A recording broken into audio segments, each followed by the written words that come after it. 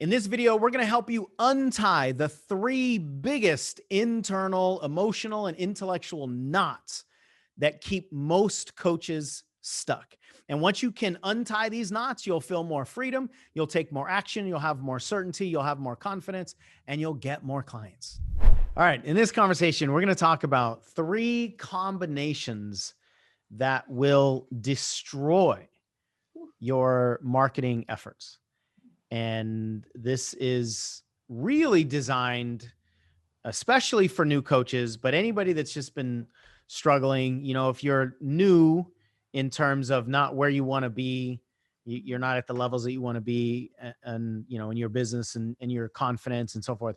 I can virtually guarantee you that you are caught in one or more of these three combinations. And it's fairly unique to the coaching industry, I think. I haven't been in all these other industries, but I think it's fairly unique in the coaching industry because we are the product. So it's already difficult to build a business if you have just a whatever product it is that you're going to sell. A lot of people get into the network marketing business, or they start a mom and pop place or whatever, and they're selling products or they're selling different services, but they're not selling themselves. And it's already difficult to succeed in business like that because of what it takes to be a business owner and to think like a business owner and to think like an entrepreneur and to deal with all the things that business brings it. But then when you put yourself in the variable called the product, that's a whole nother game. So this conversation is really going to take all of that into account and hopefully really help you all that might be struggling to get to whatever next level you're trying to get to, understand what the challenges are, and then obviously how to shift. So the first combination is when you are prepared and uncertain. And this is a really common one because of what we think needs to happen for us to be prepared and how we're normally prepared in all kinds of other areas of our lives and in society. And that's essentially intellectual preparation. We live so much of our lives intellectually. And I think one of the reasons is because we're so afraid of being dumb. We're so afraid of being stupid. I think that's one of the root fears that most of us have, is to be exposed as being dumb, incompetent. And so we live a lot of our lives driven by our intellectual desire to be prepared. And there's nothing wrong with that on its own. So I'm not saying that to anybody, get rid of the need or the desire to be intellectually prepared. But if that's where you derive your confidence from, is your intellectual preparation, then in the coaching industry, you'll probably struggle. Because in the coaching industry, we're not an intellectual industry in the sense that, especially as a transformational coach, if you want to really change somebody's life, you're not going to do it intellectually. I don't believe intellect has ever changed anybody's life. I don't believe information has ever changed anybody's life. Information can only lead to a transformation if it's implemented. It's the implementation that stops people, and both sides, that stops people as clients. So for those of us that are coaches, if you want to help your clients, you got to understand this. But if you want to be a coach and you want to build a coaching business, it's the implementation piece that is the most damaging, I would say, to people's efforts, is because they're not implementing. And one of the reasons they're not implementing is because they're actually over prepared at an intellectual level, but they're under prepared at a neurological level.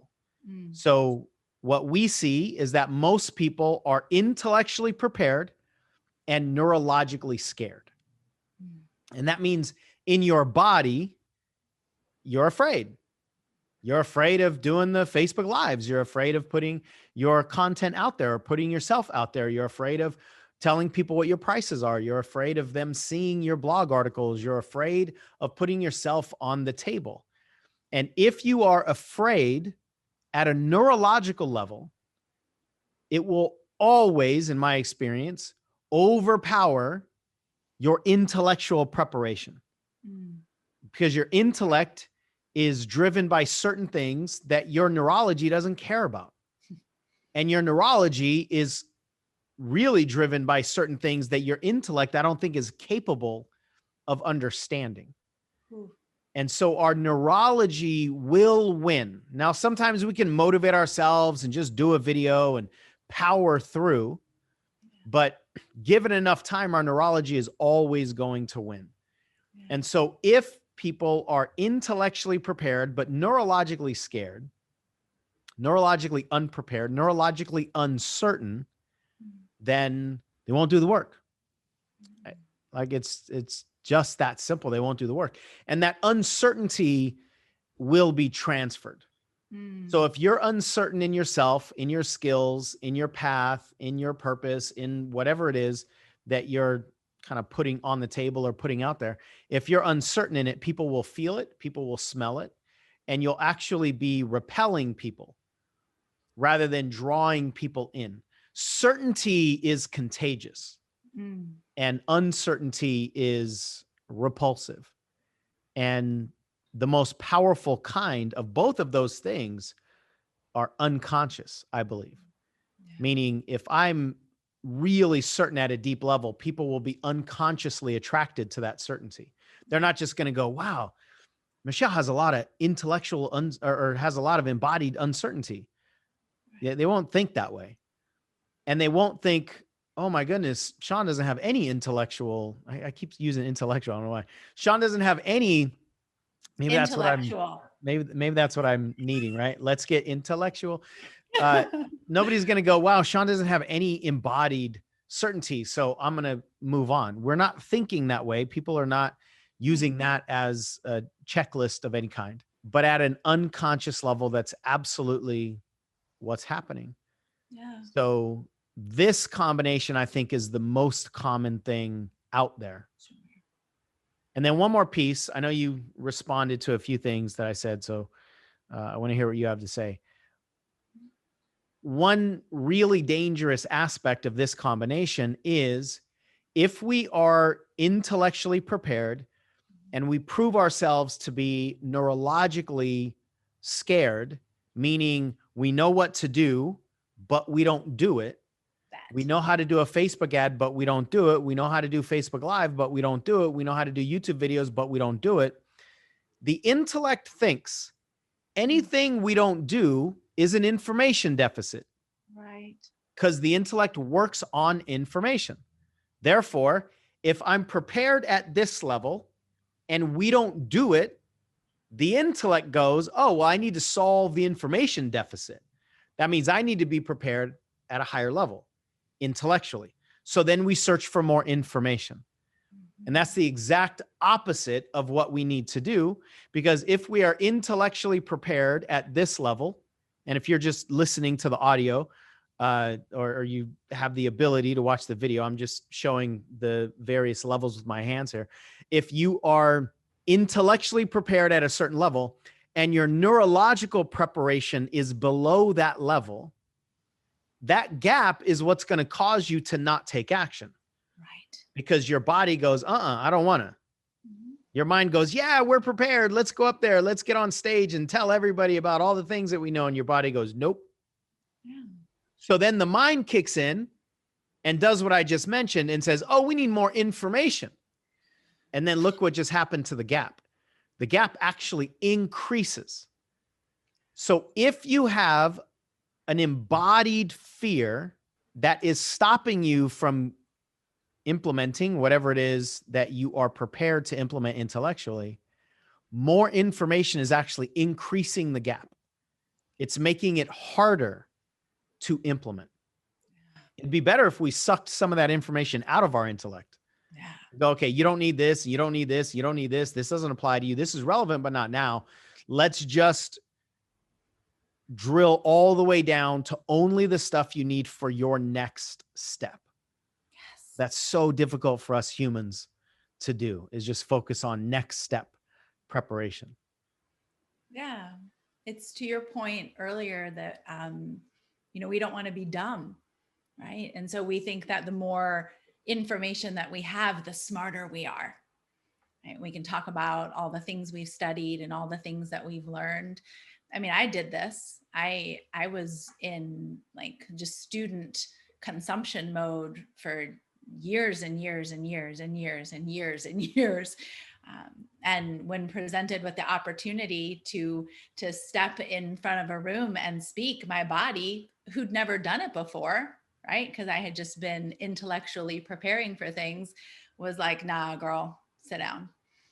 I mean, and it's here's what I want people to know. If you know what to do and you have all of the information and you're not actually doing it, you're not taking the steps, this applies to you. In whatever area of your business you're in, if you know what to do and you're not doing it, this, you're being impacted by this. I was thinking when you were talking. Before you keep thinking, let's go back to that moment that you alluded to. So when your body said, how'd you put it? Nah, girl. Ah, girl. When your body nah girled you, Mhm. what were you afraid of in that moment, looking back?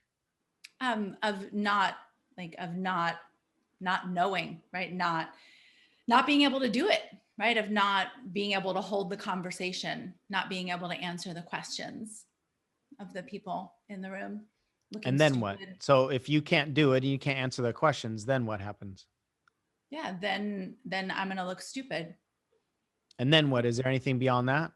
Oh, yeah. If I look stupid, then I'm going to beat myself up for the rest of the day, the rest of the week. I mean, how long, right? Until I decide that I've suffered enough, through shaming of, just what a loser I am and how dumb I am and how I should know better than, to believe that I have what it takes to actually do this work. And then And I'm confident that I probably would have then watched more videos and more that's what I training was and just gone going to back. ask. Right. So Yeah. then in that space, Mhm. the same entity that you were using to Mhm. punish yourself and shame yourself and decide that you're stupid and you can't do this would go, oh, we need more preparation. We need more videos. We need Sure. more something. And And in that's reality, yeah, not it's the not it. case.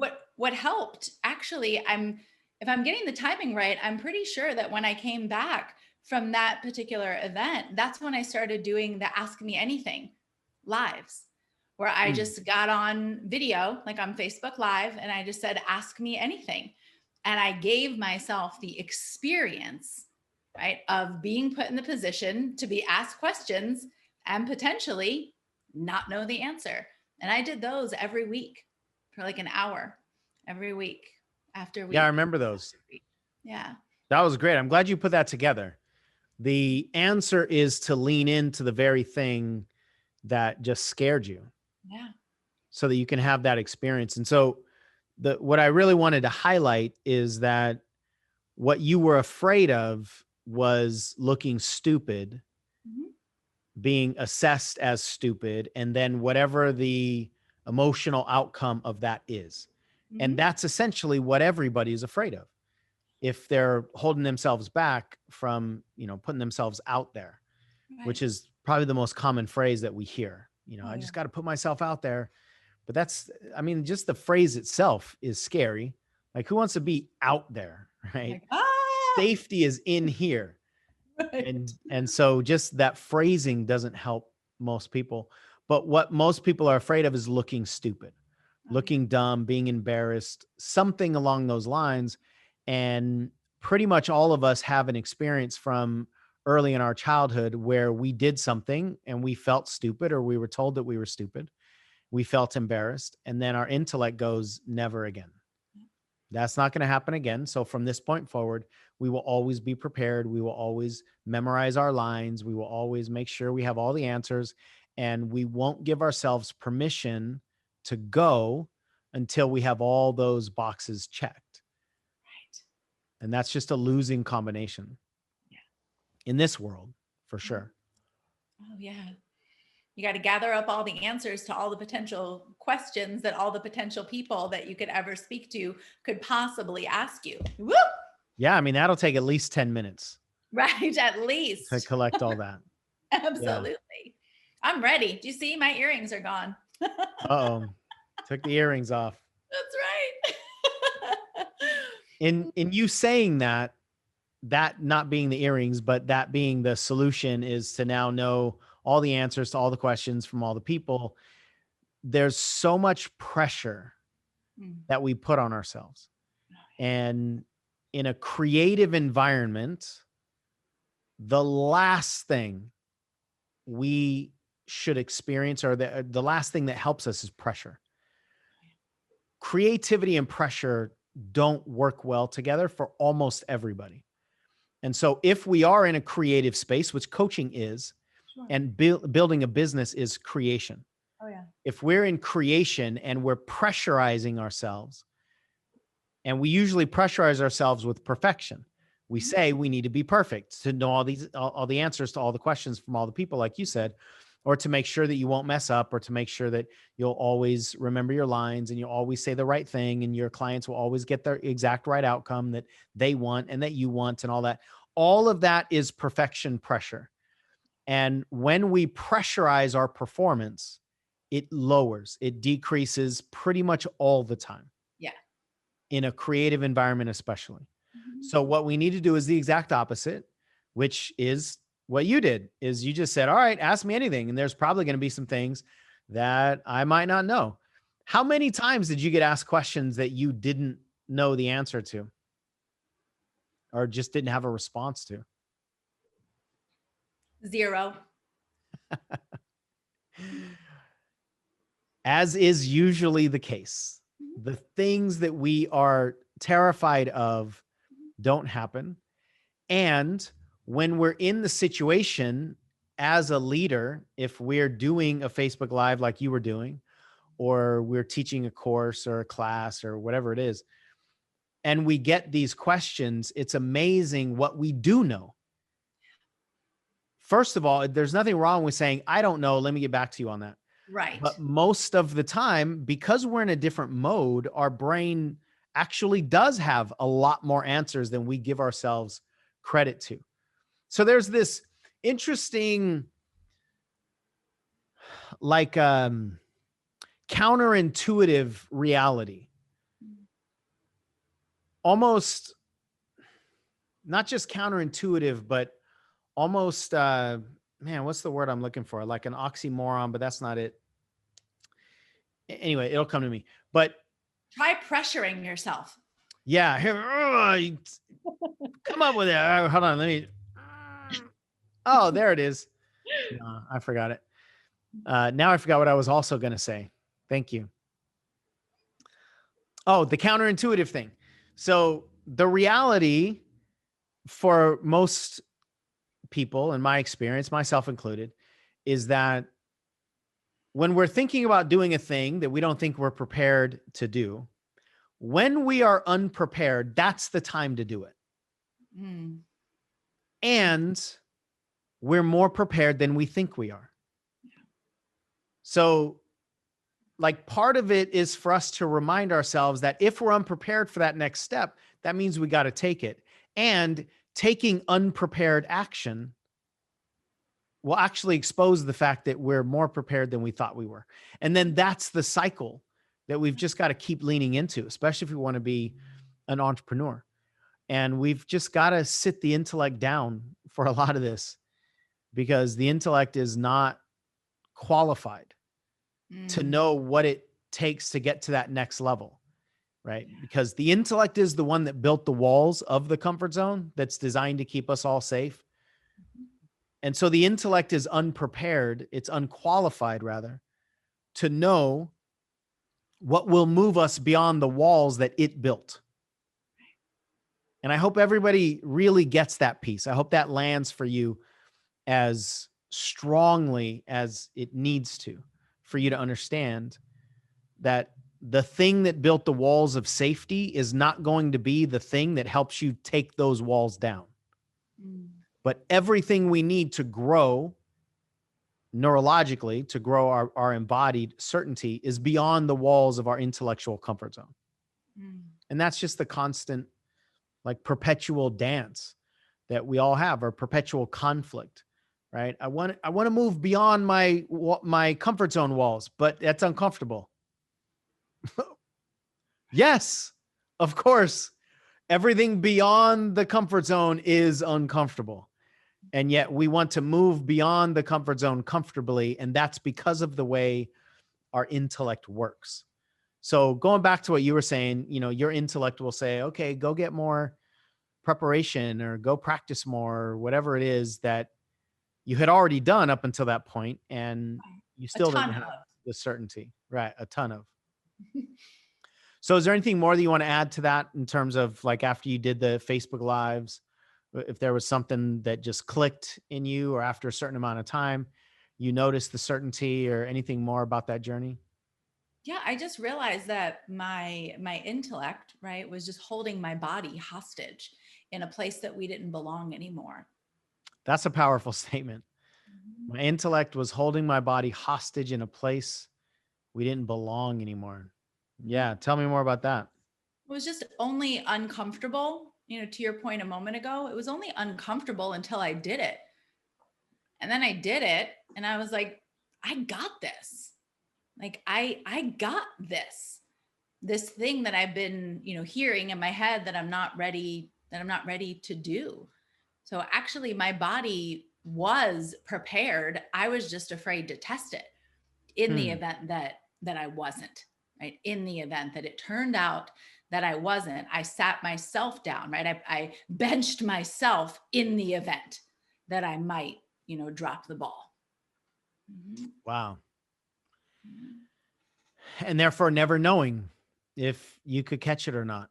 That's right. And that's what so many of us are doing in so many different areas. I think it is probably the biggest thing that holds coaches back is what you just said is the fear of trying just in case I mess up, not Yeah, recognizing that the growth process requires that we mess up, sure. requires it.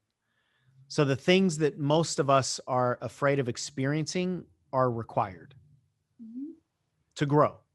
Yeah. So if we allow our intellect to keep holding us hostage, as you said, then we might think that we might think that we're protecting ourselves from discomfort, but what we're really doing is stopping ourselves from growth. Yeah. Because those two things that's an either or scenario. You're Sure. either going to grow with discomfort or you're going to stay where you are with comfort, an intellectual comfort. It's not neurologically comfortable to have all these dreams and goals and be afraid of doing the things. That kind of conflict is not uncomfortable to your heart and to your soul and to your purpose and to your little girl or little boy or your little human inside of you. That's not uncomfortable in that regard. But to your mind, it's like, okay, we're safe. Well, and the thing, So I want to say one more thing. I think it's because we care, right? Because I didn't want to put myself out there in the event that I actually caused damage, right, to the people that I wanted to help. And I think a shift that I needed to make, and I believe a lot of coaches need to make, is that by benching myself, I was actually not helping the clients because they didn't hear my message. They didn't know I was out there. They didn't get any of the lessons that I had to be able to offer them. So I had to like turn the excuse that I was using on my own self and realize if I'm actually afraid of doing something wrong and not helping people, how many people am I helping staying here inside the walls of my comfort zone? And when I use my own justification, my own logic, and kind of held that mirror up and threw it back in my face, I was like, oh, let me stop protecting people from these lessons that I have. yeah, that's powerful. It's a really important shift to recognize that when because what we're really trying to protect is our own ego Mhm. from whatever it is that we're afraid of. And I think what you said that you were trying to protect other people from getting messed up, like from messing them up, that's just a justification. I don't Sure. think that's really what you were afraid of. It's one of the things that you were afraid of. And yeah, and I believe that it's because we care and there's nothing wrong with that. And underneath that, for most people, is an ego protection, even more so Sure. than protecting other people. But Mhm. that justification sounds really good. Much better than the ego protection Yeah. thing. Sounds really good that you're going to wait until you're super coach, till you're amazing, till you have all the answers for all the people so that you don't mess them up.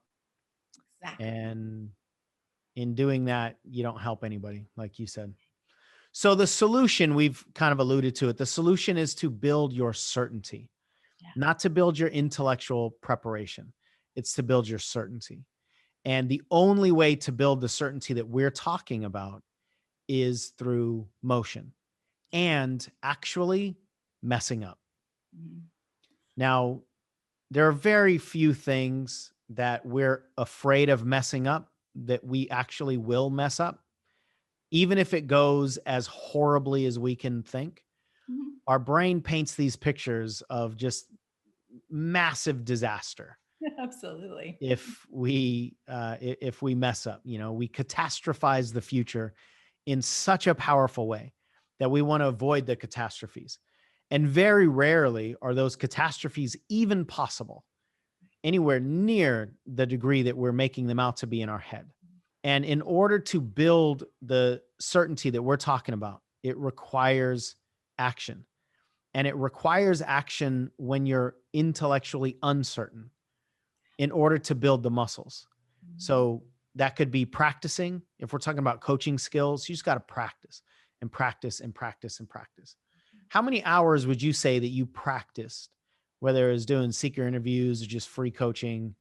Um, I was going to say before you got your first client, but I don't know that it matters that we put that as the as the line. Yeah, I mean, Uh, before I got my first client, hundreds and hundreds.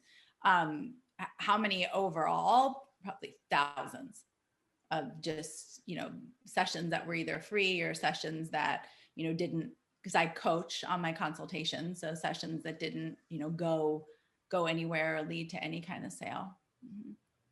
Yeah. Yeah. And that doesn't mean that it has to take any specific amount of time. It doesn't have to take the same amount of time that it took Michelle or anybody else. For me, I didn't really coach. I didn't really do a whole lot of free coaching before I got paid because I got paid relatively soon. Like once I got in motion, Mhm. right? Actually, now that I say that, I was just thinking about just like one-on-one free coaching sessions. Mhm. Um, but before that, I did a lot of free stuff. I did a lot of free speaking and I did a lot of free training and so forth. I didn't come out of the gate trying to coach. I think that's why to me, it doesn't feel like I did a whole lot of one-on-one free coaching sessions, but I did a lot of free speaking and free training and free teaching. Mhm. Um, but I already had an identity as a teacher. And so coaching for me was actually just kind of like an add-on to the Mhm. teaching that I was already doing. Mhm.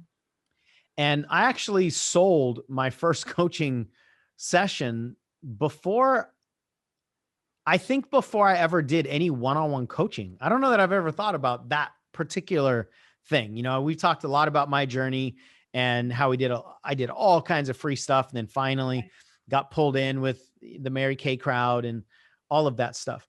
Um, but I actually sold a coaching package first before I ever practiced one-on-one coaching. Now I didn't have the certainties to fulfill that coaching package. So I put the coaching package on hold for months and then went and got certified as a coach before I actually did it. And of course, during the certification, I did a bunch of practice and so forth. But I just want to be really clear that we're not necessarily saying there's a certain number for Mhm. anybody, but there's a certain shift that has to happen in your identity. Yeah. And that could be from a student to a teacher. It could be from a follower to a leader. It could be from a hobbyist to an actual business owner. There are identity shifts that we need to make. And for some people, it just happens faster than for others. But without that identity shift, you're just not ever going to be bold enough in your offerings, or you're not going to have that certainty to present anything for anybody to buy. Yeah. And I think a lot of people think that they are doing consultations and offering their coaching services for people, and really they're not. It's like, okay, let me know if you want more or something like that. But they're not actually making any sort of presentation, or they're not being bold with what the clear next step is. But the point is, the way to increase your certainty is practice. Yeah. So it could be practice skills, it could be practice marketing, it could be, and maybe marketing, we don't want to say practice, but motion. Right. It could be motion by practicing your skills. It could be motion by doing a marketing course. Like, when I say that, I mean like actually telling people that you're going to do a webinar for them, or getting on Facebook and actually teaching and so forth. The only way to build some of these muscles is through action. And the time to build them is when you're not prepared. That's the time. And I think so many coaches are overly prepared, like so many certifications, and they don't have any certainty and they don't have any clients. It's because this certainty is too low. So that's this first combination, is intellectually prepared and neurologically uncertain. The second combination is when we're committed. We've already alluded to this in the first discussion. When we're committed to safety and security. So we'll unpack how the unconscious mind and the intellect gets together and keeps us stuck because of this commitment to safety and security. The bottom line is, we don't want to mess up. To your point in your story, we don't want to mess up. We don't want to feel stupid. We don't want to be abandoned. We don't want to be rejected. We don't want the effects of not being perfect, most of us, right? Because we think that perfection is the way to keep people's favor. Perfection is the way to make people like us. If we don't give them a reason not to like us, if we only give them a reason to like us in the form of perfection and being impressive and stuff like that, then they'll keep us around, right? Sure. And that makes sense intellectually. And it's just not the way it works. It's not the way that we increase our certainty and our confidence, nor is it the way to attract people. Yeah. And so, go ahead. You want to add something to that with your reaction? I just, because well, I'll speak for myself. I was just so like intense and trying so hard all the time. That's not fun for people to be around, like it's just, I sometimes feel bad, for the people that knew me then, because we're under all that pressure, right? I feel bad for you. And we're under all I was that. going to ask if you're going to throw me into that category. Yeah. I'm like, oh You, gosh. you felt And, me wanting to be included there, huh? yeah. I mean, because I mean, I get it. And I mean, it's sweet and it's coming from a really good place, but we're like I said, I'll speak for me. Most people that are similar, that have that pressure of performance at a very high level, that demand for perfection, which is completely unattainable anyway, has us like complete this like maniacal crazy in terms of everything's got to be this certain way, and things have to go this exact way, and we can be over controlling and super intense and more high strung, and that's just not like that's not giving off the energetic like certainty of, I got this and I got you, right? And let's do this. It's like, we're going, right? People are like, that's a lot. You're a lot, right? And I don't mean like a lot in a good way, because I think that I'm a lot right now in a beautiful way, but just the intensity and the pressure, people aren't going to sign up for that, and people didn't sign up with me initially. And I think it's because of the energy that you spoke to in the uncertain conversation a few moments ago. I was doing everything right, but with crazy eyes. With crazy eyes and crazy energy and just the intensity. Yeah, especially with transformational coaching. People are not generally going to want to be in a pressure packed, intense Right. situation for transformation. That's not usually what they're going to be looking for. There might Right. be some areas of life that people want their support in, or want support in, and that kind of intensity is good. Maybe if they want like organization or discipline or whatever. But for the most part, in this kind of coaching, it's just going to repel people. Yeah. So one of the things that we really want you all to get is that if you've been struggling and you feel like you have the skills, but you're not doing the things that you know you should be doing, what we're telling you is there's an uncertainty there. It Yeah. could be an uncertainty in the path. It could be like what to do, Mm. what's your next step, what it should be. It could be an uncertainty in yourself. It could be an uncertainty in the skills that you have, but there's an uncertainty there. Right. And that uncertainty is going to be around the risk of losing your safety and security at an intellectual level. Mhm. It's I've never seen it not be that.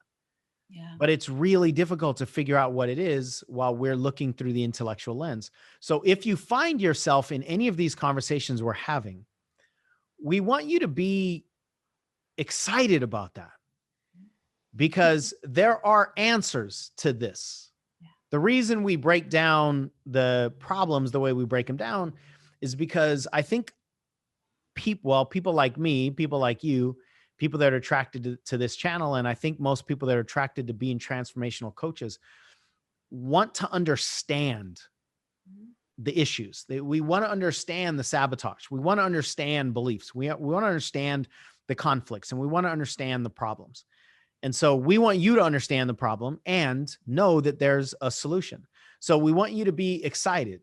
Wherever you are in your journey, if you want to be a coach and you feel like you've been over prepared, but your body has failed you, Right. that just means you haven't found the right thing yet. It means that you just haven't tapped into your certainty.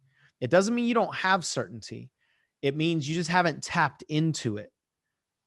If you've been on this journey for a long time, if you're a brand new coach, then you probably don't have that certainty and you need to build it through practice and exercises and programs and so forth. But if you feel like this is striking a chord for you, then that just means we haven't really found the thing that's going to remove the conflict of your intellectual mind, right? Mhm. And one of the reasons that our mind is, or the main reason that our mind is committed to that, to the sabotage, is because it's trying to protect us, Yeah. right? We're committed to the safety and security, which means that we want to be protected. Right.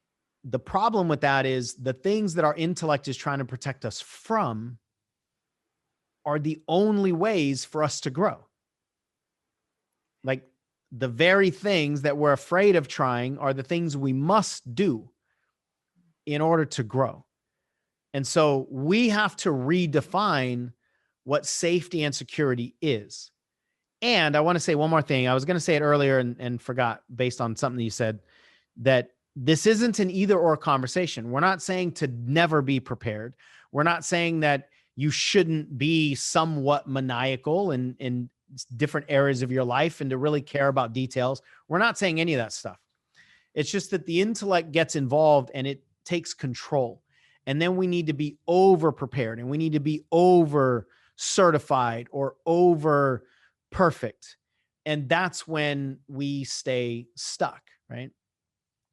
So, this fear that the intellect runs on is, for most of us, it's a fear of abandonment. It's a fear of being left out in the cold. It's a fear of being rejected. And all of that wraps itself up and becomes a fear of failure.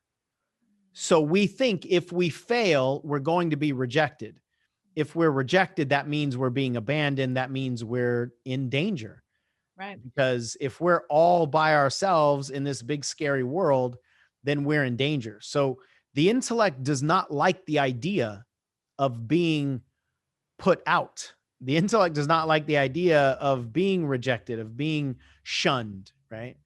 So the intellect tries to do whatever we can to not experience that. And quite often it does that by fitting in. Mm. And this is one of the big mistakes from a messaging and marketing perspective that most coaches make is the fear of standing out causes you to become forgettable or unnoticeable. If you're afraid to stand out, then a lot of people won't notice you.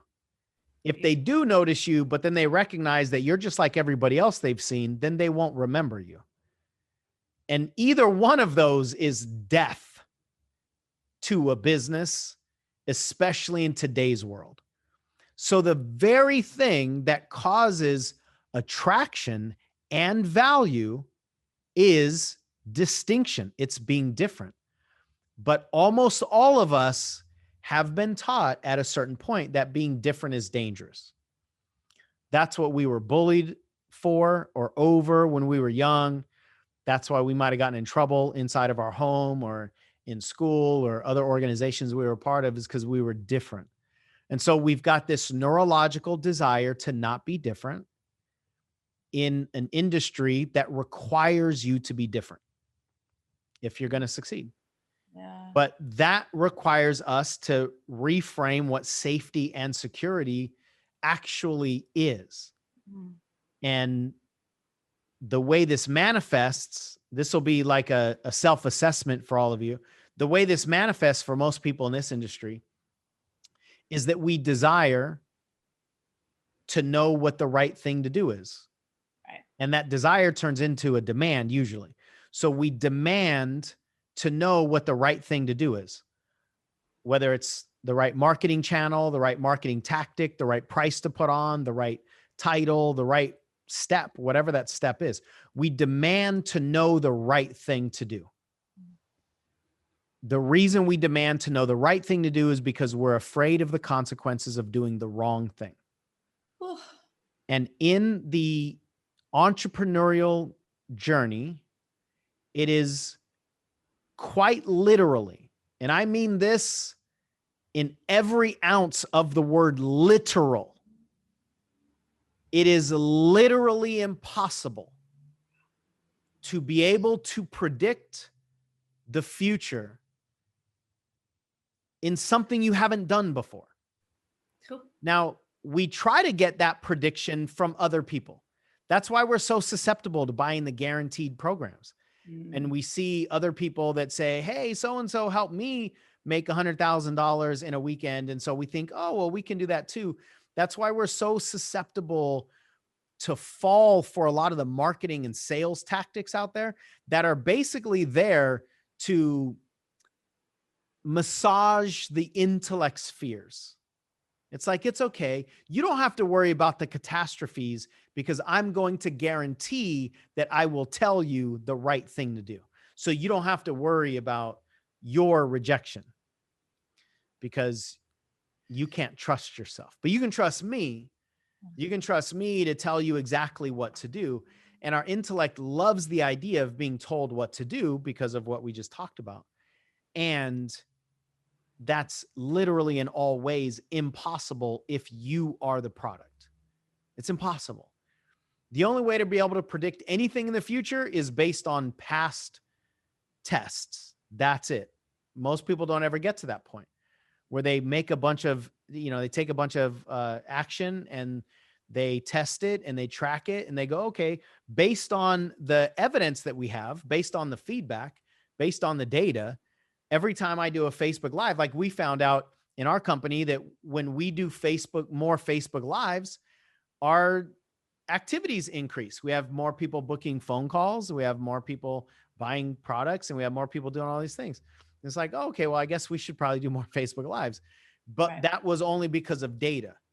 It didn't make sense to me intellectually. We were trying to figure out what's the spike in the numbers, why is it down sometimes and why is it up sometimes? Right. And then it was just like, oh, well, you do Facebook Lives, and not just Facebook Lives, but consistent Facebook Lives over an extended period of time with some sort of like through line to them. And then our activities increase, right? So most of us are trying to predict the future in an arena that is literally unpredictable. And that fear becomes a demand, which for a lot of people becomes so intense.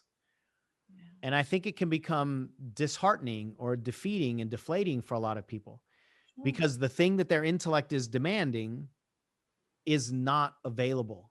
It's Mhm. just literally it's not available. Mhm. Yeah. Even when they buy it or when we buy it from other people. I was thinking when you were talking about the somebody else, like let me just buy into your path, right, of things to do. Doesn't really matter if I don't have the body to do the thing.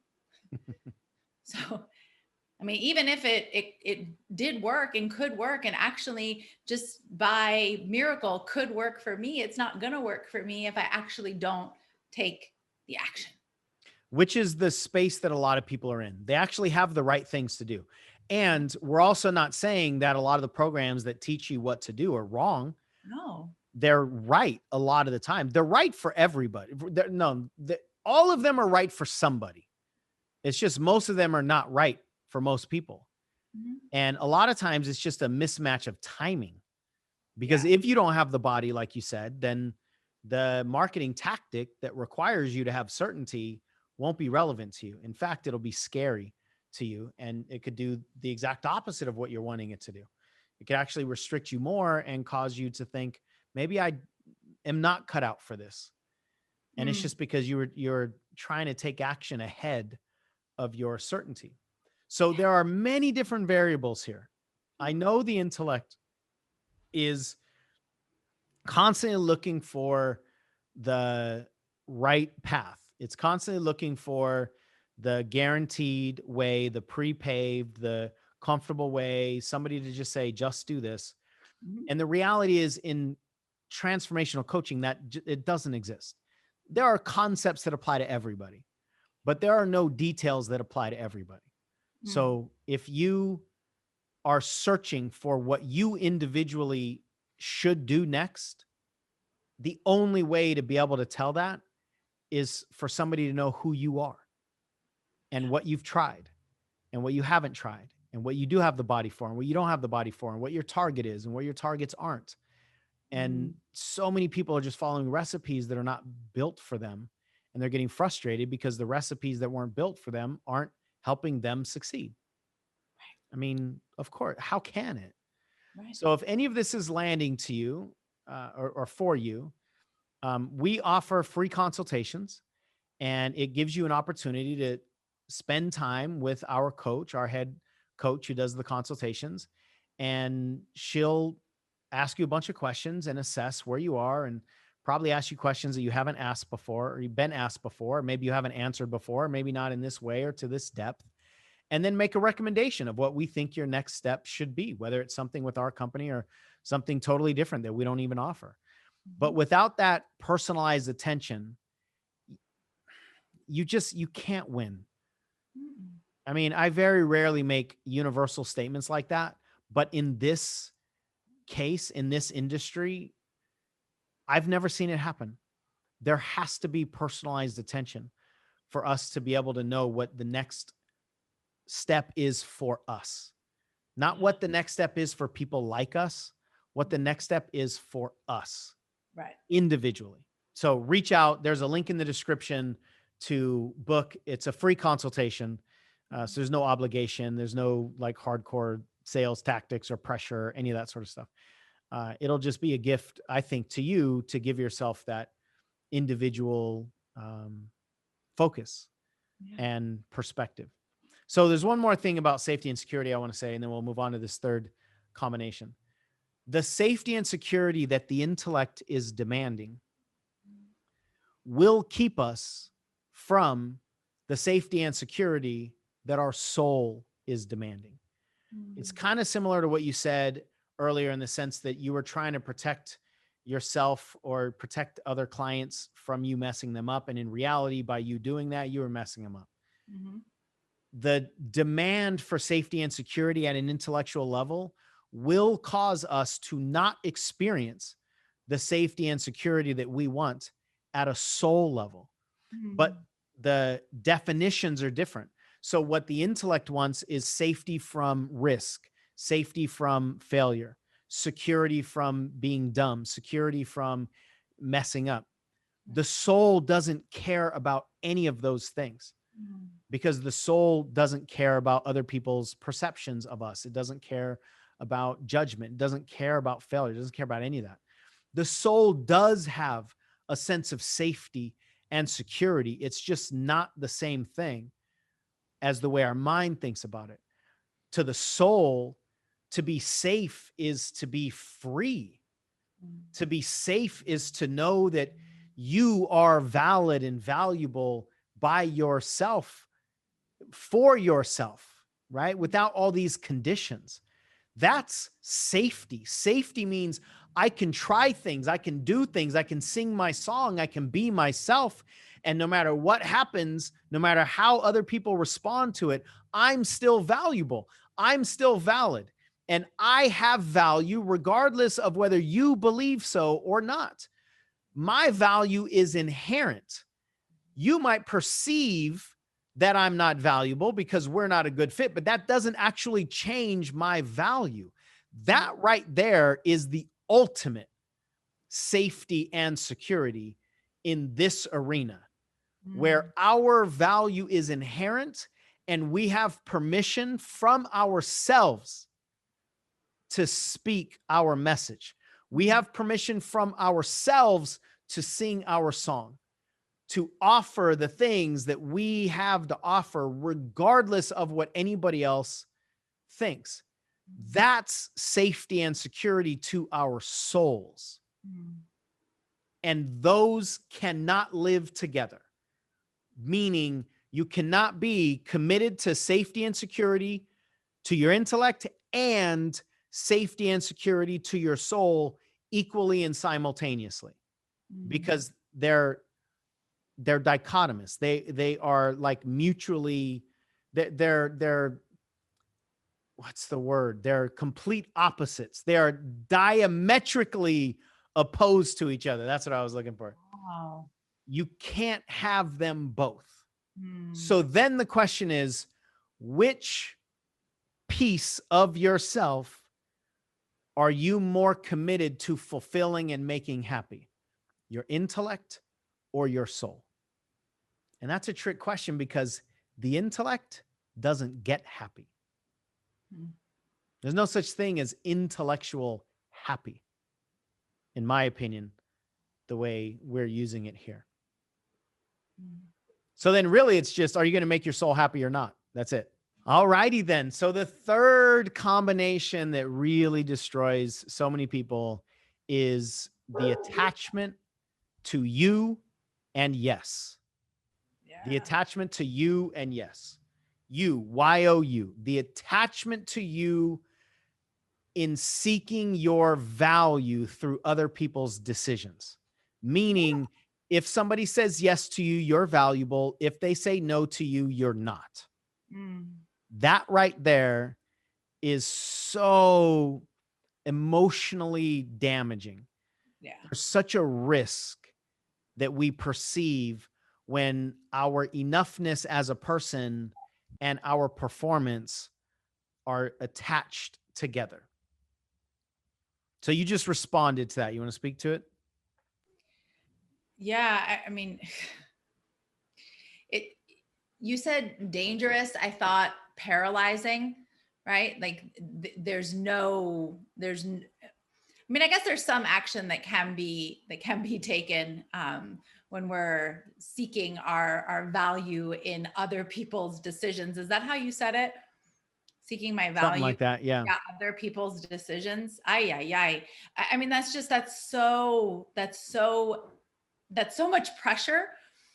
That's 24 hours a day, 7 days out of the week, 365 days out of the year with every single person that we meet.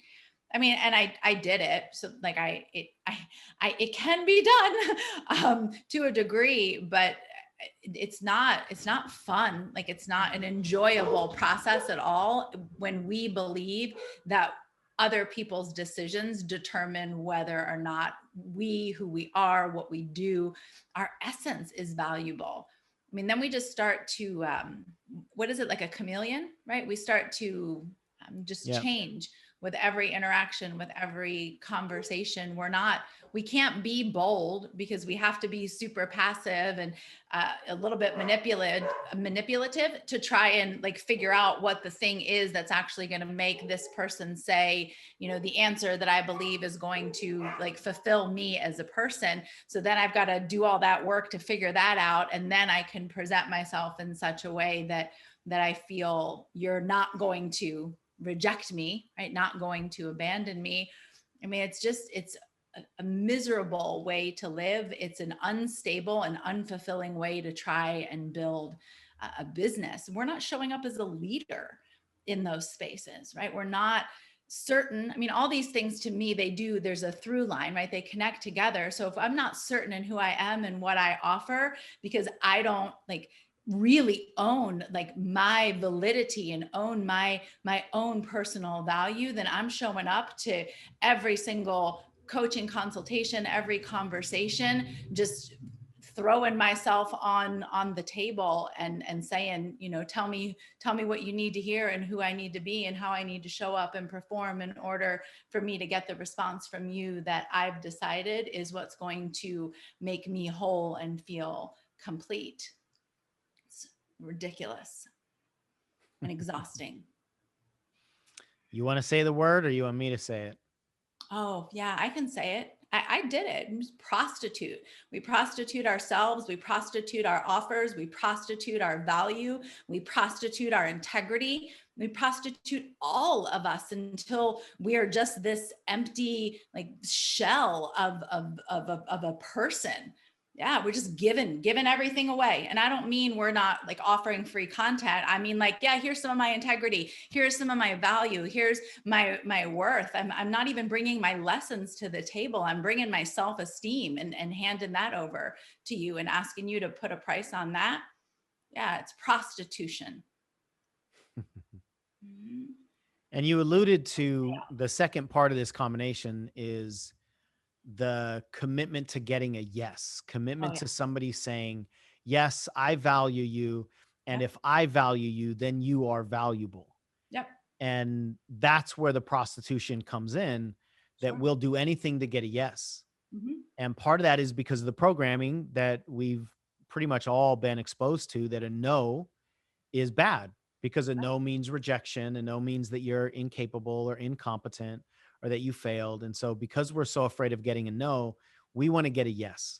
But if the yes is tied to our enoughness as a person, our self-esteem and our self-worth, then it's so dangerous, Mm-hmm. because the emotional devastation of a no is too much for a lot of people to handle.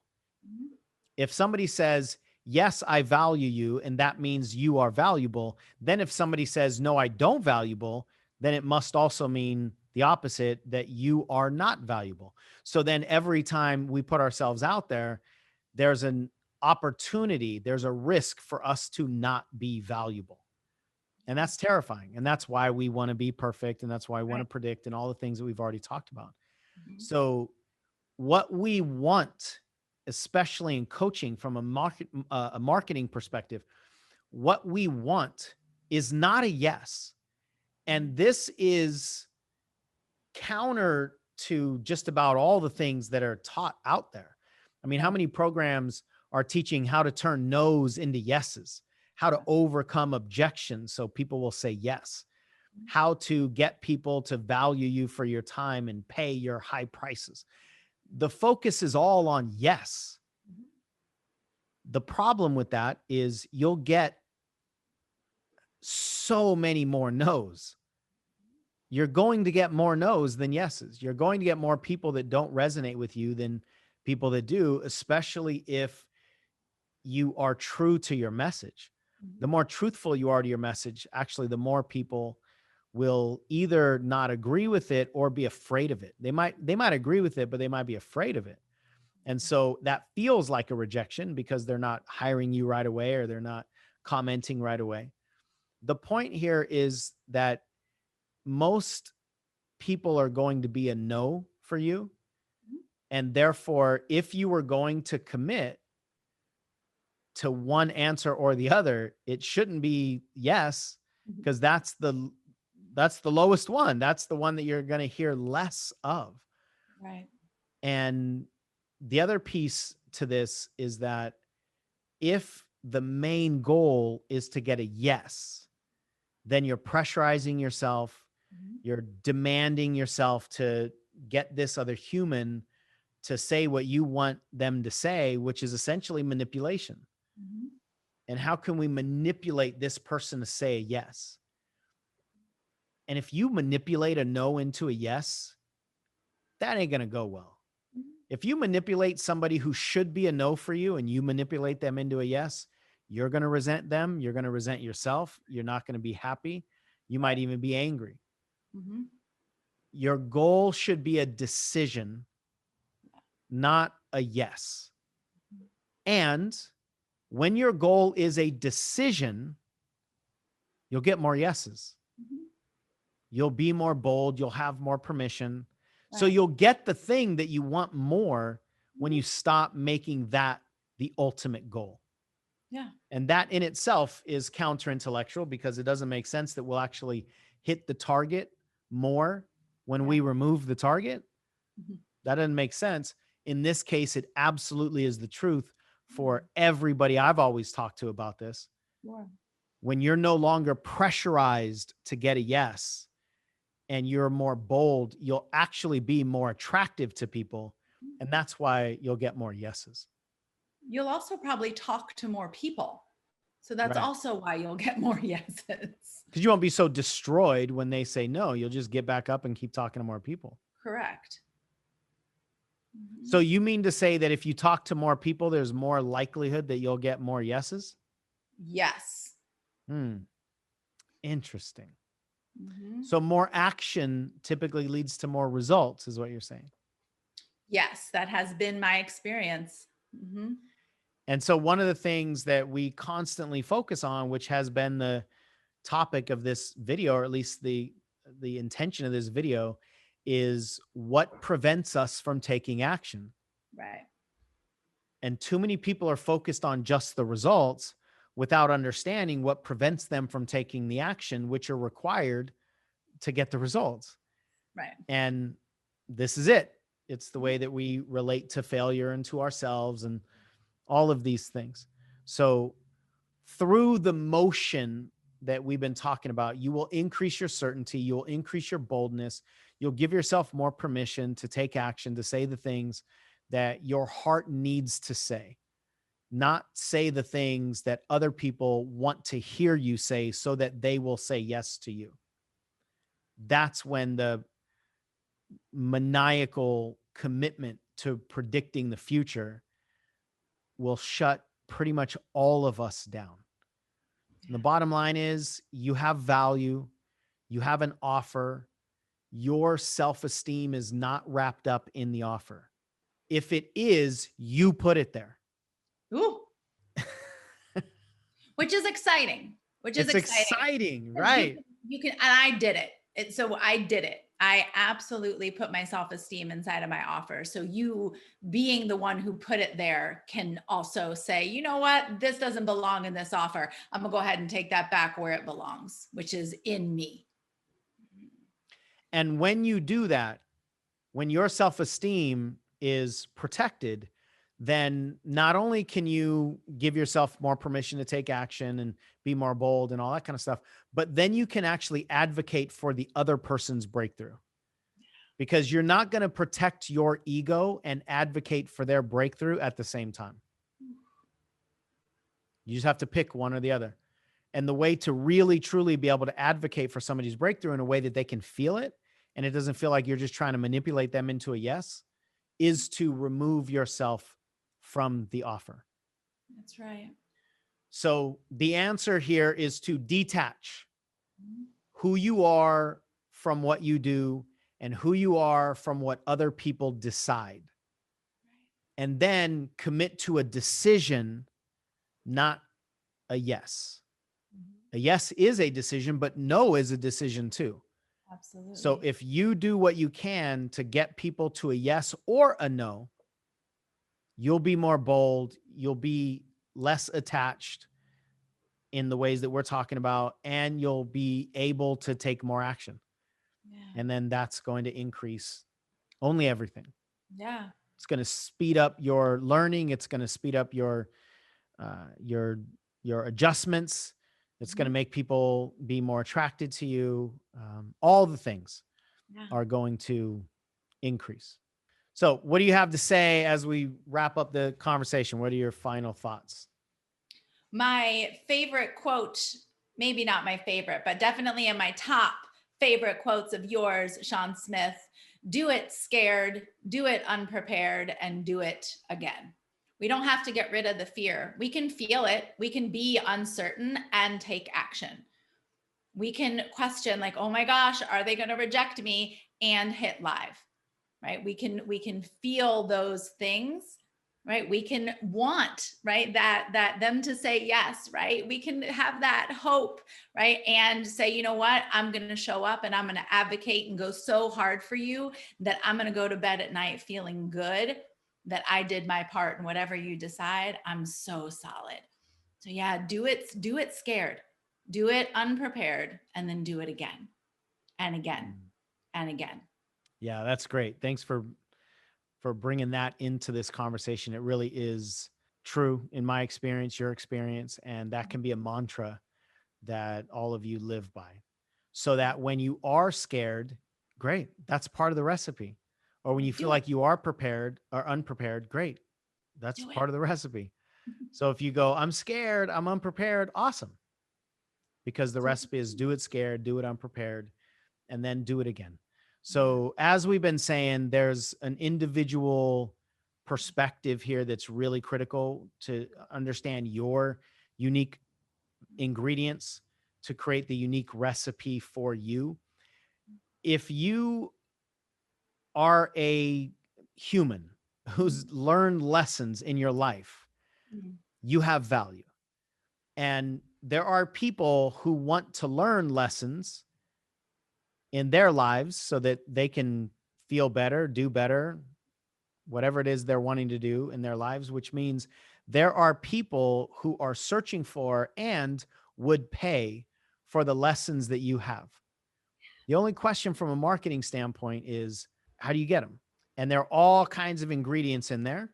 Some of those ingredients are internal for you. Some of those ingredients are internal for them or external for you as the coach, but you have value. So if you've been frustrated in your coaching journey, I don't want you to continue if you've already been doing this, or I don't want you to start doubting your value as a person.